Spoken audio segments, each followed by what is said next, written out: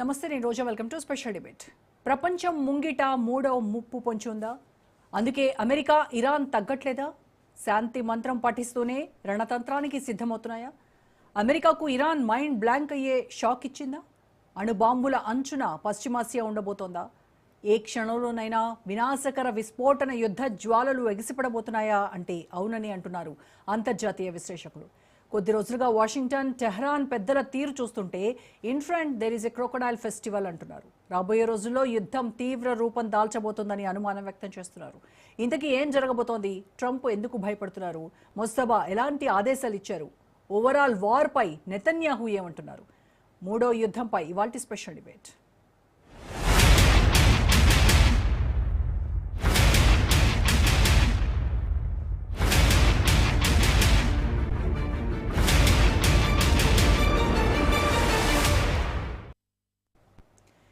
ఫిబ్రవరి 28న America, Israel ఉమ్మడి దాడులతో అట్టుడికిపోయిన Iran ఇప్పుడు ఊహించని రీతిలో పంజా విసురుతోంది. తమ బాంబులు, క్షిపణులు, డ్రోన్ల వర్షంతో టెహ్రాన్ సర్వనాశనం అయిపోయిందని అగ్రరాజ్యం భావించింది.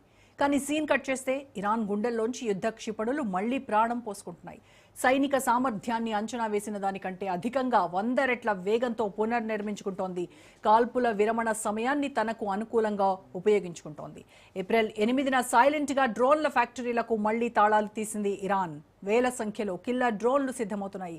దీంతో ఇజ్రాయెల్, గల్ఫ్ దేశాల గుండెల్లో రైళ్లు పరిగెడుతున్నాయి. ఏ క్షణంలోనైనా డ్రోన్లు ముంచుకొచ్చే ప్రమాదం ఉందంటూ ప్రపంచ దేశాలు గజగజ వణికిపోతున్నాయి.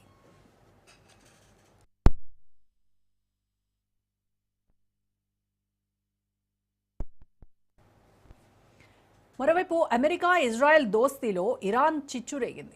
ఉమ్మడి శత్రువుపై ఇద్దరు అగ్రనేతలు తలోదారి చూసుకుంటున్నారు. అమెరికా అధ్యక్షుడు డొనాల్డ్ ట్రంప్, ఇజ్రాయెల్ ప్రధాని నెతన్యాహు మధ్య ఫోన్లోనే మాటల యుద్ధం జరిగింది. యాక్సియోస్ మీడియా కథనాలు ప్రకంపనలు సృష్టిస్తున్నాయి. మిస్టర్ ట్రంప్, మీరు ఘోరమైన తప్పు చేస్తున్నారంటూ నెతన్యాహు అరిచారట. గంటపాటు ఇద్దరి మధ్య వాడివేడి వాగ్వాదం నడిచిందట. చర్చలు వద్దు, యుద్ధమే ముద్దని నెతన్యాహు కేకలు పెడుతుంటే ఒక్క ఛాన్స్ ఇద్దామంటూ ట్రంప్ చెప్పుకొచ్చారట.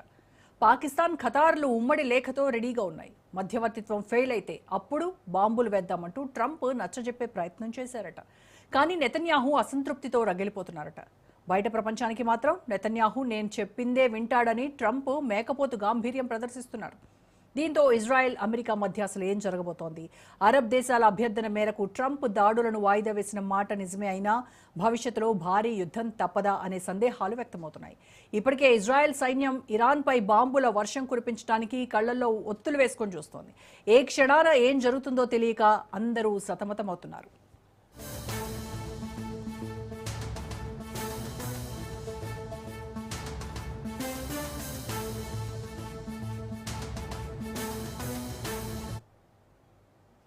ఇక క్లైమాక్స్ ట్విస్ట్ ఏంటో తెలుసా? శాంతి మంత్రం జపిస్తున్నట్టు కనిపిస్తున్న ట్రంప్ మరోసారి స్ట్రాంగ్ వార్నింగ్ ఇచ్చారు.